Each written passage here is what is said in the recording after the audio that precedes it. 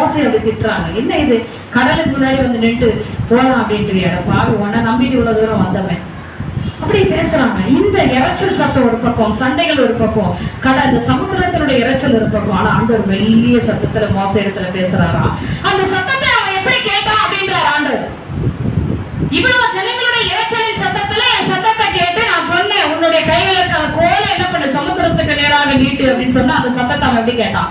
ஒருவேளை இது ஆண்டோடைய சத்தம் இல்லைன்னு சொல்லி அவன் ஒரு மாதிரி ஒரு கரைச்சல் இருக்குமானால் அவன் ஒண்ணுமே பண்ணிருந்தாங்க. தேவ அற்புதத்தை பெற்றுக்கொள்ளும். அப்ப இன்னைக்கும் ஆண்டவர் அப்படிதான் இவ்வளவு இறைச்சல் சத்தத்தோடு இவ்வளவு போராட்டங்கள் எல்லாம் உன்னோட தேவன் பேசிட்டு தான் இருக்காரு. ஆனா உனக்கு அவரோட சத்தம் கேக்குதா? தெளிவா கேட்கும். இப்ப சொன்னாரு பாரு, நான் கையை வச்சிருந்தேன், நீ ஜெபிக்கிற வாய மூடுன்றாரு. அப்ப அந்த சத்தம் கேக்குதா இல்லையா? எனக்கு நான் ஒரு பக்கம் ஜெபம் பண்ணிட்டா இருக்கிறேன், அதனால அந்த சத்தம் வருது, அமைதியாயிரு, நான் கரங்களை வைத்து இருக்கிறேன். ஓ, ஆண்டவருடைய காரியம்